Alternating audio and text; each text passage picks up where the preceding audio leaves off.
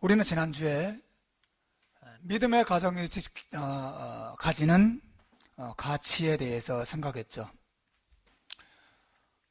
사도 바울은 본문에서 영적인 지도자를 선택하는 기준이 그 사람의 어떤 외적인 조건이 아니라 그 사람의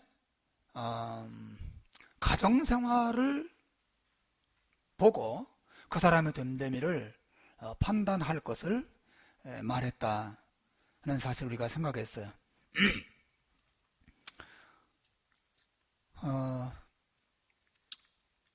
서울의 큰 서점에 가보면 사람이 책을 만들고 책이 사람을 만든다, 그런 말이 있지 않습니까? 참 잘 지었어요, 그 카피를.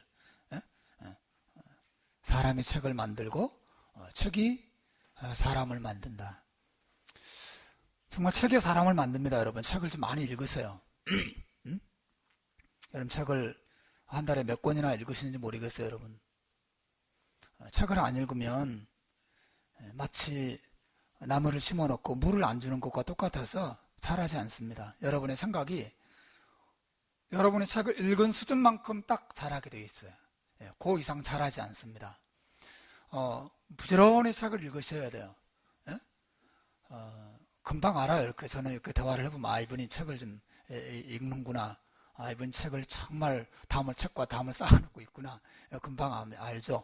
일반 소설도 읽고 또 일반 여러 가지 책들 많이 읽어야 되겠지만, 또 경건한 신앙서적들도 여러분 구입해서 많이 읽으시고, 요즘 제가 정글만리라는 그 소설책을 그 전자책으로 이렇게 다운받아서 읽고 있는데 재밌어요.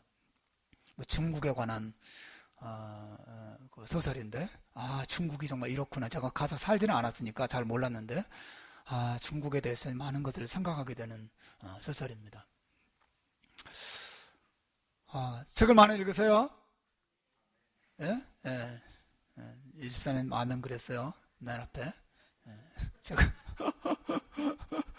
책을 읽어야 됩니다. 그래야 잘합니다. 어떤 정신나간 목사들은 성도가 무식할수록 좋다고 말하는데 미친 목사죠. 성도들이 정말 많이 배워야 됩니다. 많이 깨어 있어야 됩니다. 어쨌든 여러분, 사람이 책을 만들고 책이 사람을 만드는 것처럼 믿음의 사람이 믿음의 가정을 만들고 믿음의 가정이 또 믿음의 사람을 만들어내고 배출시키죠. 믿음의 가정 얼마나 중요한지 몰라요. 유대인들은 자녀들에게 문자를 가르치는, 글씨를 가르치는 이유가 학교에서 공부 잘하게 하려고 가르치는 게 아니에요. 빨리 성경을 읽게 하려고 문자를 가르치죠. 히브리 문자를 어릴 때부터 가르칩니다. 우리는 집에 ABC 딱 붙여놓고 1, 2, 3, 4 딱 붙여놓고 구구단 붙여놓고 가나다라마 바사 딱 붙여놓고 그걸 통해서 애들이 어릴 때부터 조금이라도 더 수학 실력, 국어 실력이 늘어나기를 기대하죠. 그거보다 더 중요한 것은 여러분, 아이들이 하나님 말씀을 어릴 때부터 배우도록 하는 것입니다. 하나님을 알게 하는, 유대교가 여러 가지 한계를 지니고 있는 종교이긴 하지만 적어도 하나님 중심의 사고방식을 자녀들에게 심어주는 면에 있어서는 우리가 정말 본받을 필요가 있어요. 하나님을 경외하고 하나님을 아는 것을 정말 사랑스러워하는 다음 세대를 길러내는 일에 유대인들만큼 모험적인 민족이 없다고 봅니다. 여러분, 아침 저녁으로 특히 부모님들 자녀를 안고 머리에 손을 얹고 꼭 기도해 주십시오. 우리 다솔이는 다음 주에 와서 아빠 엄마가 그렇게 했는지 아빠에게 목사님께 보고하도록 하거나, 제가 다 물어보겠어요. 자녀들에게 엄마 아빠가 그렇게 했는지. 저도 하겠습니다. 가정 예배도 드리시고 또 가족 기도회도 하시고 또 배우자끼리 서로 손잡고 기도도 하시고 꼭 그렇게 하십시오. 그러면 여러분의 가문이 분명히 명문 가문이 될 것이고, 여러분의 가문을 통해서 하나님의 사람들이 이 교회를 위해서, 이 세상을 위해서 계속해서 배출될 것입니다. 저는 그렇게 믿습니다. 여러분들 믿으시길 바랍니다. 그러면 여러분, 그렇게 믿음의 가정으로 세워지게 될 때 그 믿음의 가정의 그 특징이 무엇인가 하는 거죠. 믿음의 가정 혹은 건강한 믿음의 가정의 특징은 건강한 관계를 갖는다는 것입니다. 오늘 설교 제목이 믿음의 가정과 관계예요.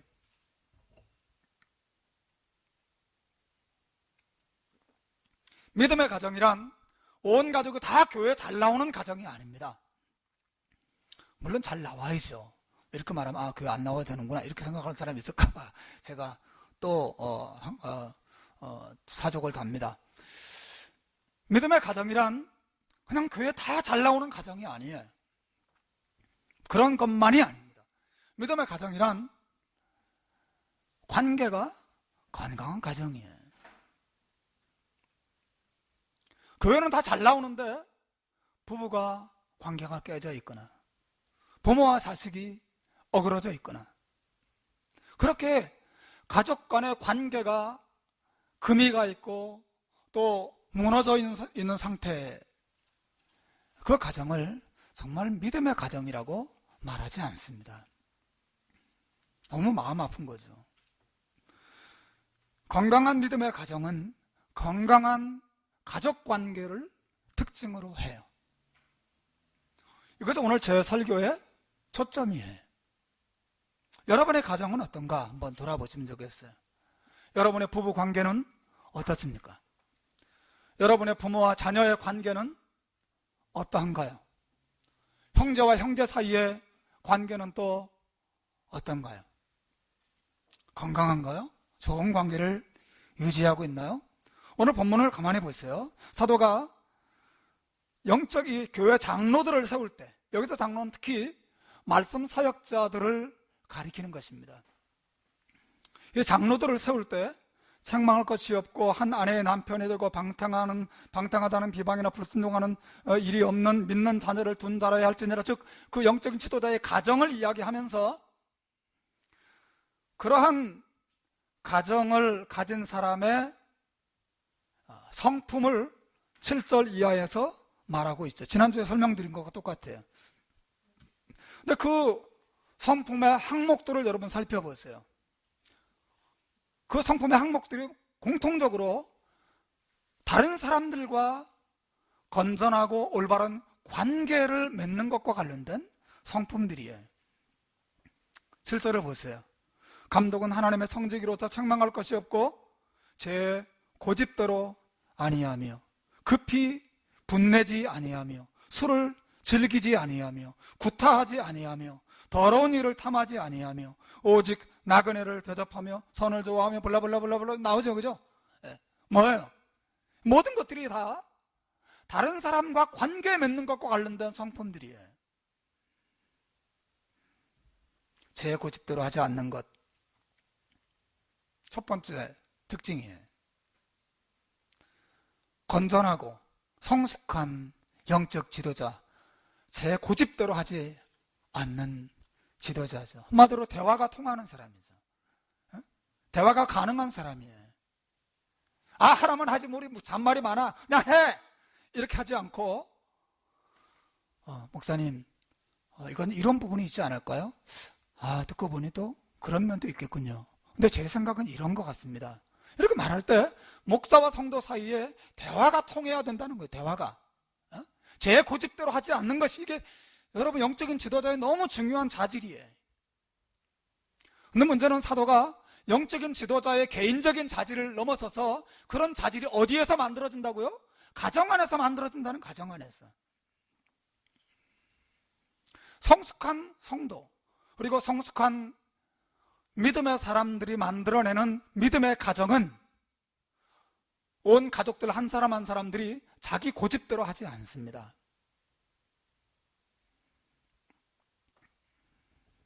고집이 없는 사람 누가 있어요? 다 고집이 있죠. 저는 최 씨가 고집이 제일 세다고 생각하지 않습니다. 고집은 다 세요. 제가 내린 결론입니다. 하다못해 예준이까지 고집이 세요. 예준이, 사랑이, 뭐, 그죠? 고집이 다 셉니다. 우리 아들도 세요. 다 셉니다. 고집이 안 센 사람이 없어요. 성경은 고집이 없어야 된다 그렇게 말하지 않아요. 다만 고집이 있더라도 여러분 고집을 가지는 건 좋은 거잖아요. 자기 주장이 있고 자기 생각이 있고 자기 판단이 있고 자기 주관이 있다는 것을 의미하기 때문에 고집을 가지는 것도 중요한 거예요. 다만 서로 대화가 돼야죠. 자기 고집도 있고 남의 고집도 있는데 이 고집과 고집이 만나서 서로 꼬집으면서 서로 대화를 하는 가운데 더 좋은 결론을 도출시킬 수 있어야 한다는 거죠. 그래서 건강한 가정의 특징은 서로 제 고집대로 하지 않고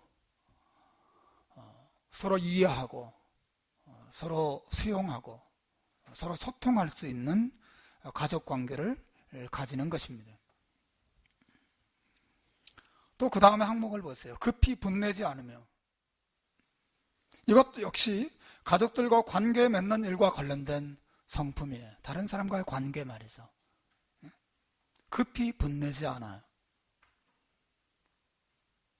조금만 기분 나빠도 조금만 마음 상해도 말하지 않고 금방 토라지고 화내고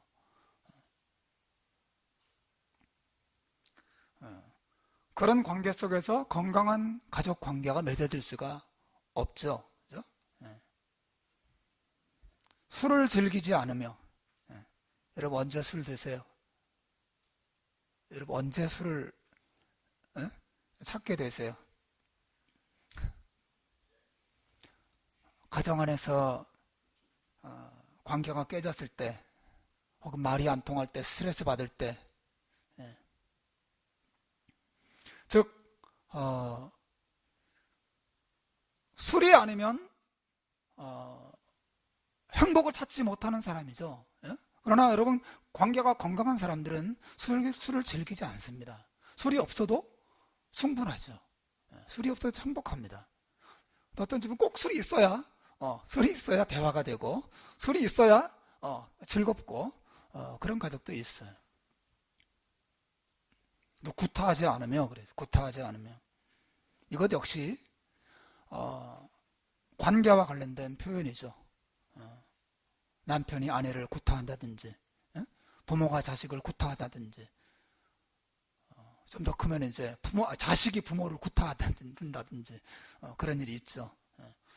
저도 우리 아이들을 구타한 적이 있습니다. 솔직히 매를 든다는 것과 구타하는 건 완전히 다른 거죠. 그죠?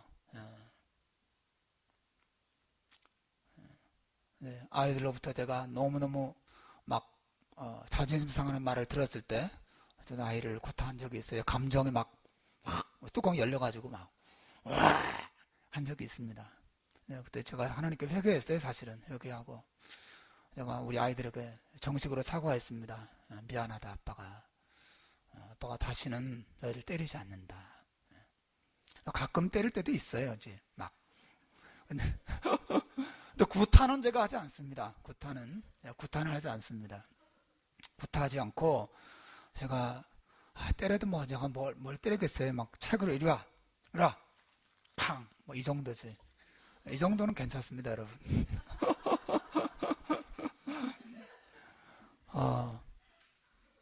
근데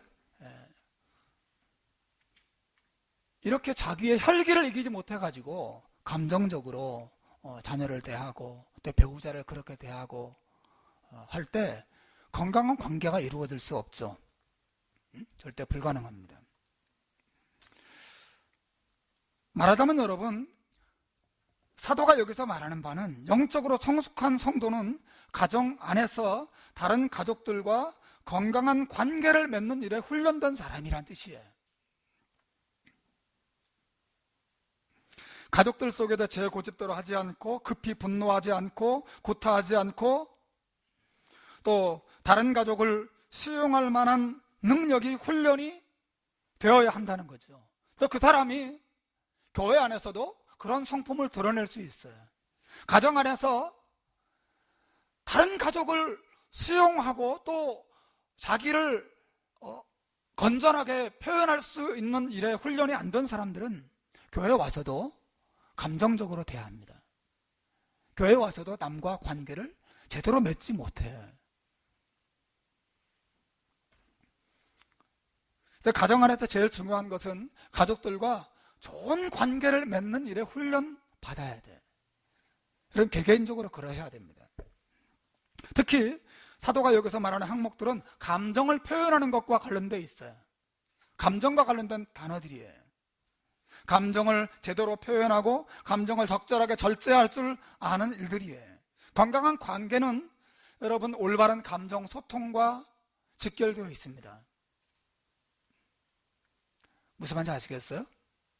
여러분의 건강한 가족 관계를 맺기 원하면 반드시 가족들과 더불어서 뭘 나눠야 돼요? 감정을 잘 나눠야 돼요. 감정을. 자기 감정을 아주 지혜롭고 온유하게 올바른 방식으로 전달하고 또 남이 나에게 말해주는 그 감정을 잘 수용할 줄 아는 사람이 되어야 합니다. 물론 부부싸움도 감정 소통이죠.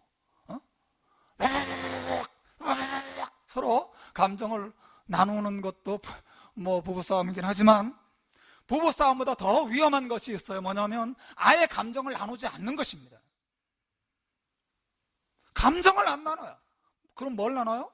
자기 생각만 나눕니다. 내 생각은 이래. 자기의 생각과 지식과 일반적인 정보만 서로 교류해요. 서로의 감정을 서로 교류하지 않아요. 굉장히 위험한 가족이에요. 예? 위험한 가족. 영화 제목 같다. 예? 위험한 가족.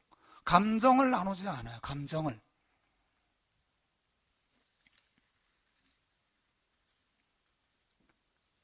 나 너무 오늘 힘들었어. 나 너무 슬퍼. 나 오늘 너무 기뻤어. 나 너무 불안해. 난 너무 두려워. 이러한 감정을 부부간에도 나누지 않고 부모와 자녀 사이에도 서로 감정을 나누지 않아요. 오직 자기 생각과 또 지식만 나눕니다. 오늘 회사에서 이런 일이 있었어. 오늘 차를 타고 오는데 누구를 만났어. 어땠어. 집에 별일 없어? 내일 스케줄이 뭐야? 주로 일어난 일들, 앞으로 일어날 일들, 그런 생각과 지식과 정보들만 서로 주고받아요. 오늘 별일 없었니? 오늘 학교에서 공부 잘했어? 그래, 점수 몇 점 맞았어? 이런 대화는 주로 주고받죠. 부모가 자녀들의 감정에 관심을 갖지 않고 자녀들도 부모의 감정에 대해서 그렇게 신경 쓰지 않아요. 주로 여러분 아내들이 그런 불평을 많이 하는데 어때요? 아내들은 남편들이 도대체 자기와 거의 대화를 안 한다고 불평을 많이 하죠. 우리 남편은 정말 말이 없어요. 나와 대화를 한 지가 벌써 얼마나 되는지 몰라요. 그런 말을 하면 또 남편들은 이해할 수 없는 거죠. 왜 그런 말을 할까? 나는 날마다 대화하는데. 밖에 나갔다 들어오면 집에 별일 없었어? 애들은 밥 먹자, 자자. 그런 대화를 좀 나누고. 그냥 일반적인 대화 얼마든지 하는 거죠. 내일 무슨 일이 있으니까 내가 어디 가서 누구를 만나고 또 다음 스케줄은 뭐고, 그러니까 당신 뭘 준비해야 되고, 이런 대화들을 얼마든지 남편들은 아내들과 더불어 잘 나누어요. 하지만 여러분, 적어도 감정을 서로 나누는 일은 남자들보다는 여자들이 훨씬 더 예민하죠. 하여튼 잘합니다. 근데 정말 아내들이 원하는 것은 감정을 나누는 일이에요. 우리 남자들 잘 아셔야 돼요. 아내가 지금 감정이 어떤가 항상 눈여겨보고 주의를 기울이고 나눠야 합니다. 그래서 부부가 서로 앉아서 나 기뻤다, 난 슬펐다, 너는 힘들었다, 난 너무 불안하다, 너무 괴롭다, 너무 낙심됐다, 너무 행복했다, 이런 감정들을 부부가 앉아서 서로, 남편은 남편대로 아내는 아내대로 서로 주고받을 때 여러분 그 안에서 건강한 관계가 생겨요. 예? 건강한 관계가. 근데 이런 감정 나눔이 없는 대화, 굉장히 메마르고 건조하죠. 뭔가 대화를 오랫동안 하긴 했는데 뒤돌아서면 너무 허전하고, 일 처리는 깔끔하게 됐지만 감정 처리는 되지 않는, 계속해서 불행한 마음을 가지고 있죠. 심리학자들의 통계에 따르면 사람들은 남의 이야기를 들을 때 집중해서 듣는 시간이 평균 17초라 그래요. 평균 17초. 시작! 이렇게 해서 이제 여보, 나 오늘 이렇게 회사에서 이런 일이 있었고, 이렇게 힘들었고, 이렇게 쭉 얘기하면, 그냥 쭉 듣다가, 그런 문제는 이렇게 해결해야지. 왜 그렇게 반응했어? 앞으로 그런 일이 생기면 이렇게 하도록 해. 한 17초 정도 들으면서 상대방이 무엇을 말하고 있고 그 사람의 문제가 무엇이고 또 이 문제를 해결하는 해결책이 무엇인지 어느 정도 이제 다 파악을 하는 거죠. 그러고 나서 해결책까지 다 사람들이 제시합니다.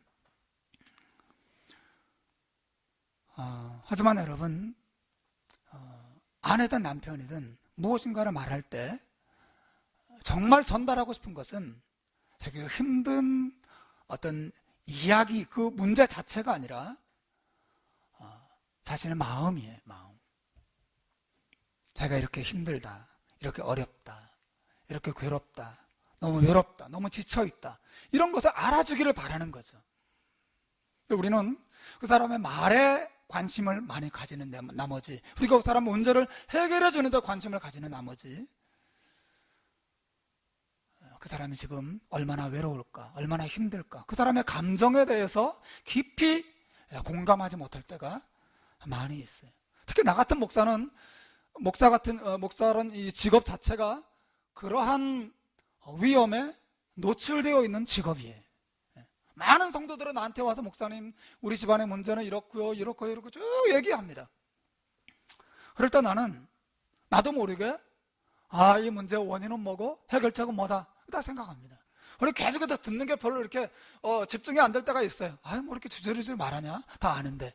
다 알아요. 예, 네, 그만하셔야 됩니다. 예. 그 문제는 이렇게 푸시면 됩니다. 집사님의 문제는 이거고, 그 문제의 해결책은 이거고, 이렇게 얘기해 주는데 나도 모르게 먼저 말이 나올 때가 있어요. 굉장히 위험한 것입니다. 아주 좋지 않은 습관이에요. 사실 여러분, 사람들은 어떤 문제를 가지고 우리에게 나왔을 때 그 사람 자신의 문제 해결책이 뭔지 알아요. 다 알고 있어요. 우리 부부간에 문제가 있는데 이 문제를 해결하는 방법이 뭐라는 걸 다 알고 있어요. 목사로부터 해결책에 대해서 이야기를 듣고 싶은 것도 있겠지만 알아달라는 거죠. 알아달라는 거죠. 이게 너무 힘들다는 거죠. 부부관계도 마찬가지입니다. 서로의 감정 상태에 대해서 관심을 가져주고 또 공감해주고 또 이해해주고 그럴 때 원만한 관계가 형성이 돼요. 하지만 여러분, 우리는 감정을 나누는 일에 정말 익숙하지 않아요. 그 이유는 심리학자들이나 아니면 상담학자들이 공통적으로 인정하는 것, 다 성장 환경에 있어요. 저만 하더라도 그렇습니다. 제가 어릴 때 이렇게 돌아볼 때 우리 부모님과 더불어서 내 감정을 자유롭게 나누면서 이렇게 자란 기억이 거의 없어요. 정말 거의 없습니다. 아빠, 오늘 나 너무 힘들었어. 아빠, 나 너무 기뻤어. 너무 행복했어. 너무 슬펐어. 너무 두려웠어. 너무 자존심 상했어. 이런 이야기들을 부모님과 더불어서 또 형제들과 더불어서 활발하게 감정을 나누면서 교제하면서 가족 이 공동체를 누렸던 기억이 거의 없어요. 우리 집안은 경상도 집안이기도 했겠지만 거의 없어요. 그냥 가족들이 명절이라도 다 모이면 다 앉아서 그냥 묵묵히 밥을 먹습니다.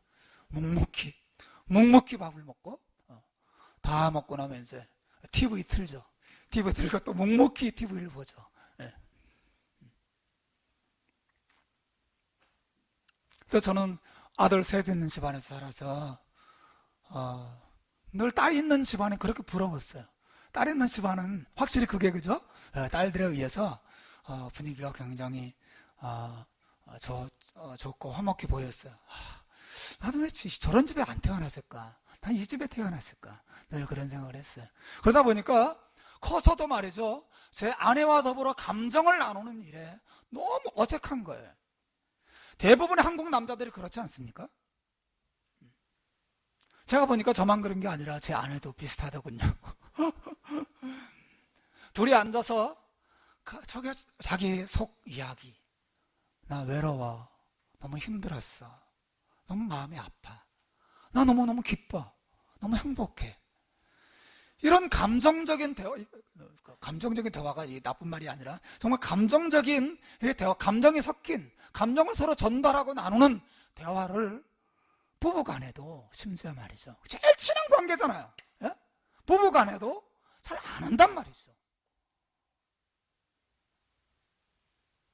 어릴 때부터 너무, 특히 남자들은 감정을 드러내지 않는 것이 선이라는 교육을 계속 받아왔어요. 그죠? 남자는 울면 안 돼. 왜 우니? 남자 이렇게 슬퍼하면 되겠어? 이런 말부터 시작해서. 남자가 이렇게 무서워하면 되겠어? 무서워하지 마, 무서워하지 마. 용기를 내야지. 사내 대장부가. 이러면서, 감정을 계속해서 누르는 법을 우린 배워옵니다.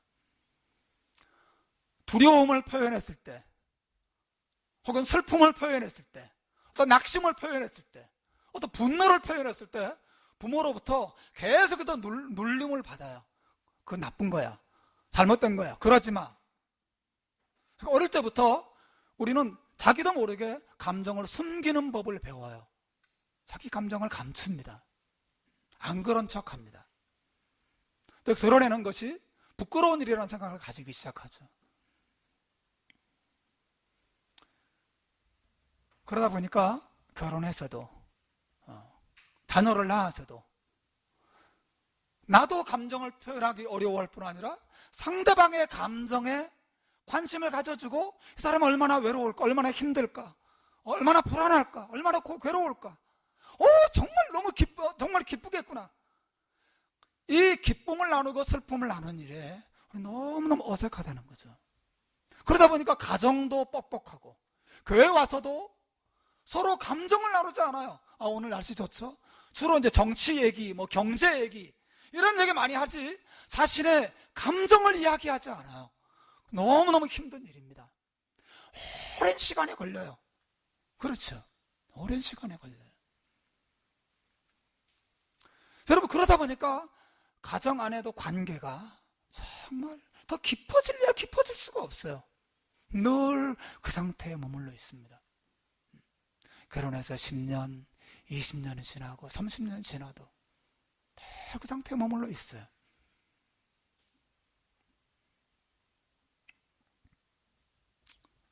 사랑하는 여러분, 오늘 본문에서 사도가 우리에게 말하는 내용이 뭐예요? 영적인 지도자는 건강한 가정을 가지고 있어야 하는데 그 건강한 가정의 특징은 이렇게 감정을 절제하면서 표현하고 그리고 온유하게 표현하고 상대방을 수용할 줄 알고 상대방을 긍휼히 여길 줄 알고 상대방을 기다려줄 줄 아는 그러한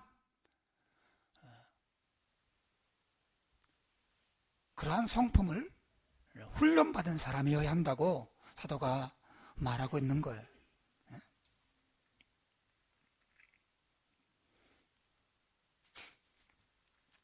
여러분, 하나님과의 관계도 그렇지 않습니까? 하나님과 건강한 관계는 뭐냐면 하나님 앞에 자신의 감정을 쏟아놓을 줄 아는 관계예요. 온통 성경 지식적으로 막 그렇게 기도를 할 뿐 자기의 정말 속에 있는 깊은 자신의 감정을 하나님 앞에 쏟아놓지 못할 때 하나님으로부터 그 감정의 터치를 받지 못하는 거죠. 하나님 너무 힘듭니다. 하나님 너무 외롭습니다. 하나님 너무 불안합니다. 이런 대화들을 하나님과도 잘 못 나눠요. 그 하나님과 건강한 관계. 여러분 시편을 읽어보세요. 시편을 펼치면 그 시인들이 너무 심하다 싶을 만큼, 너무 정직하고 리얼하다고 말할 만큼 자신의 감정을 하나님 앞에 낱낱이 아리워드립니다. 심지어 자신의 의심까지도 말씀드려요. 하나님 어디 계세요? 하나님 어디 계세요? 하나님 왜 나를 이렇게 버려두시는 거예요? 자신의 감정을 하나님 앞에 다 쏟죠. 그리고 그들의 여러분 시편 읽어보세요. 여호와를 찬양하라, 여호와를 기뻐하라, 내 영혼이 여호와를 송축하나이다. 기쁨을 얼마나 열정적으로 표현하고 있습니까? 여러분 기독교 신앙은 메마른 게 아니에요. 건전한 가정관계, 아무 일도 일어나지 않는 관계가 건강한 게 아니에요. 뭔가 항상 일어나야 해요. 감정의 소통이 특히 우리 가정 안에서 일어나야 합니다. 예?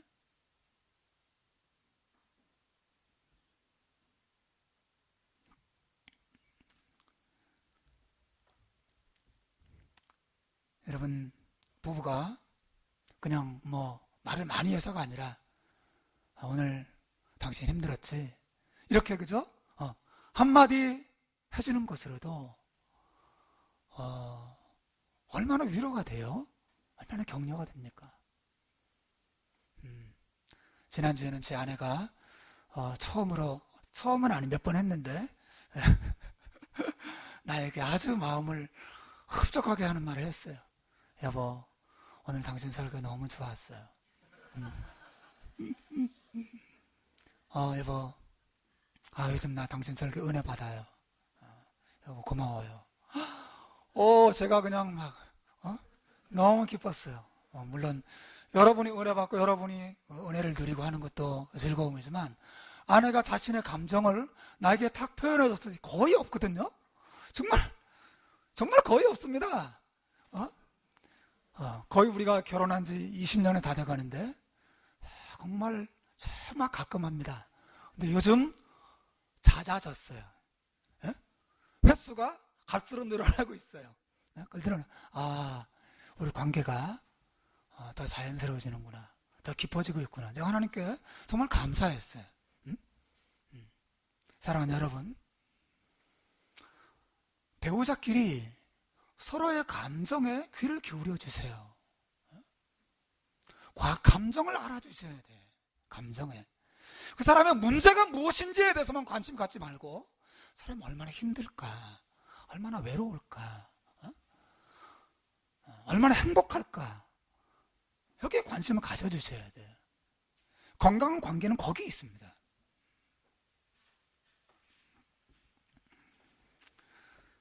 제가 여러분에게 제안합니다. 저녁마다 부부끼리 혹은 부모와 자녀 간에 감정 나누기 대화를 그거 한번 해보세요. 한 5분이나 10분이라도 둘이 앉아가지고 그냥 그날 있었던 일만 얘기하지 말고 감정을 나누세요. 오늘 나 너무 힘들었어. 나 너무 외로웠어. 너무 기뻤어. 이런 대화를 둘이 앉아서 그냥 얘기만 해보세요. 여러분 그것으로도 관계가 굉장히 풍성해지고 부드러워집니다. 정말 행복해져요. 이 집사님 알았죠? 네. 맨 앞에 있는 죄로 제 지적을 자주 받습니다. 너무 중요한 거예요.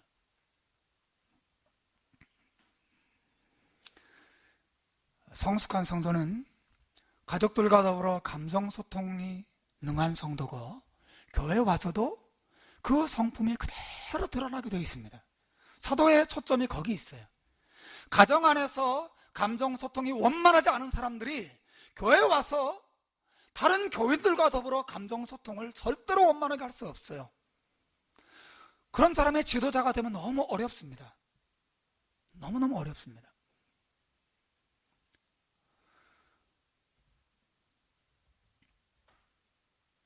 그래서 교회에 오게 되면 함부로 감정 표현을 하고 무절제하게 감정 표현하고 상대방의 감정에 상처를 내고 상대방을 무시하고 그런 관계 때문에 교회가 얼마나 어지러워지고 고통을 당합니까?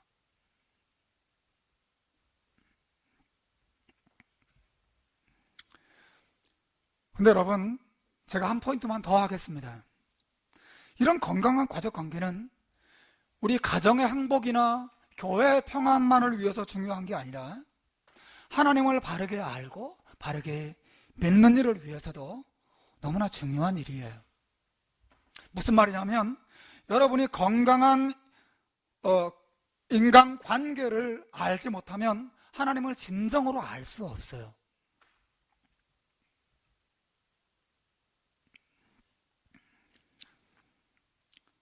오늘 본문 그 다음에 제가 요한일서 4장 12절 말씀을 여러분에게 인용해 드리고 싶어요.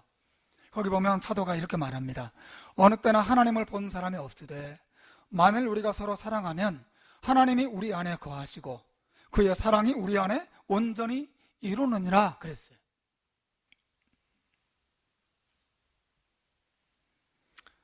하나님을 본 사람이 없잖아요, 그죠? 여러분 하나님 보신 적 있어요? 응? 하나님 보신 적 있어요? 목사님 저는 환상 중에 하나님 봤어요. 그건 여러분 하나님이 아닙니다. 여러분이 환상 중에 뭘 봤다 하더라도 그것은 하나님의 수십조 분의 1도 안 되는 모습이에요. 사실은요. 참된 하나님의 모습은 우리가 나중에 죽어서 그죠? 영광의 나라에 들어갈 때 하나님을 온전하게 볼 수 있겠죠. 알 수 있겠죠. 그런데 이 지상에서 하나님을 알 수 있는 방법이 있어요. 하나님을 볼 수 있는 길이 있습니다. 무엇을 통해서요? 한번 따라서 합시다. 만일 우리가 서로 사랑하면 하나님이 우리 안에 거하시고 우리가 서로 사랑하면 하나님이 그 사랑하는 관계 안에 거하신다 그랬어요.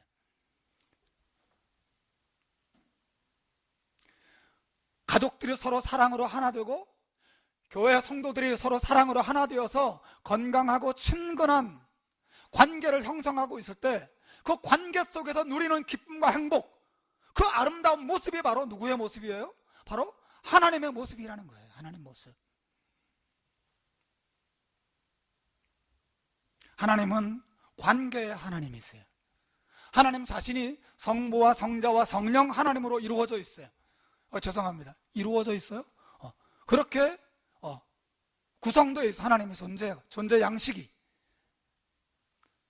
하나님이 인격적인 분이시죠. 성부 하나님도 성자 하나님도 성령 하나님도 인격적인 분이세요. 이 인격적인 세 하나님이 서로 사랑하고 서로 소통하고 서로 이해하고 서로 연합해서 사랑으로 온전히 연합되어 있어요. 하나님은 관계의 아름다움 속에 거하시는 분이세요. 그 관계의 아름다움을 가족 관계 속에 넣어두신 거예요. 그리고 성도와 성도의 관계 속에 하나님의 모습을 심어둔 거예요. 여러분이 관계 속에서 아름다운 행복을 맛볼 때 그 관계의 아름다움, 그 행복의 아름다움이 바로 하나님의 모습이에요. 반대로 여러분 관계가 어그러지고 깨지고 서로 싸우고 험담하고 욕하고 서로 죽이려고 하는 그 상황 속에 있는 것, 그게 바로 마귀의 모습입니다. 사람들은 하나님을 성경 안에서만 만날 수 있다고 생각하는 것 같아. 기도 안에서만 하나님을 만날 수 있는 것 같아. 있다고 생각하는 것 같아. 찬양이나 예배나 이런 때만 하나님이 계신 게 아니에요. 하나님은 관계의 아름다움 속에 거하세요. 부부가 서로 깊이 사랑할 때 그 사랑하는 부부의 모습 자체가 바로 하나님의 모습이에요. 온 가족이 서로 용서하고 서로 깊이 화해하고 화해 가운데도 하나 되는 아름다움을 드러낼 때 그 아름다움이 바로 하나님의 아름다움이에요. 하나님을 보는 것입니다. 하나님을 보여주는 거예요. 하나님 보여주는 거예요. 여러분이 관계의 행복을 누리지 못한다면 하나님 때문에 행복한 것이 무엇인지 절대로 알 수 없는 것입니다. 절대로 알 수 없어요. 여러분이 하나님을 정말 알고 싶다면, 하나님의 사랑이시고 하나님의 은혜로우시고 하나님이 걸어가시고 하나님의 신실하다는 것을 여러분 정말 알고 싶다면, 먼저 여러분의 가정 안에서 관계 속에서 하나님을 발견하는 사람이 되셔야 합니다. 제가 정말 이해할 수 없는 신자들이 그런 사람들이에요. 하나님을 잘 안다고 말해요. 하나님을 잘 믿는다고 말해요. 하나님을 열정적으로 섬긴다고 말해요. 하지만 관계는 엉망진창입니다. 여러분, 이런 신앙을 성경에 아는 바가 없어요. 제가 여기 일부 예배 끝나고 안에 들어가서 곰곰이 이것저것 생각하는 가운데 하나님은 제게 어떤 구절을 딱 떠올리게 하시는데, 그 구절이 이런 거예요. 육선이 집에 가득하고도, 육선이 뭐예요? 고기죠, 고기. 예? 고기. 신선한 고기. 육선이 집에 가득하고도 서로 다투는 것보다 메마른 떡 하나를 두고도 서로 화목하는 것이, 그런 가정이 더 아름답다, 더 낫다, 그런 잠언의 말씀이에요.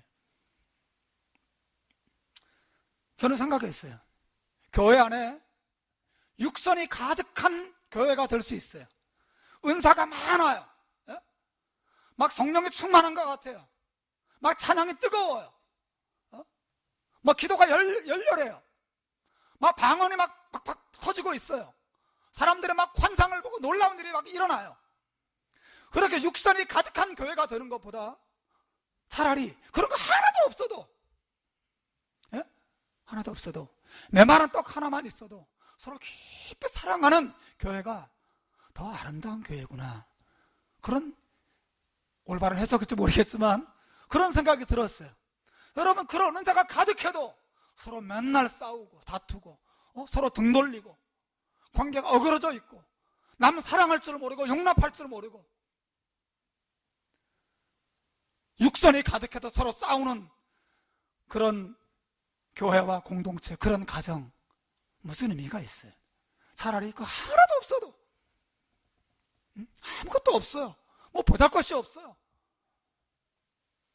그래도 사랑이 있고 서로 화해하고 서로 화목하고 기쁨이 있고, 관계가 주는 기쁨이 교회와 가정 안에 있을 때,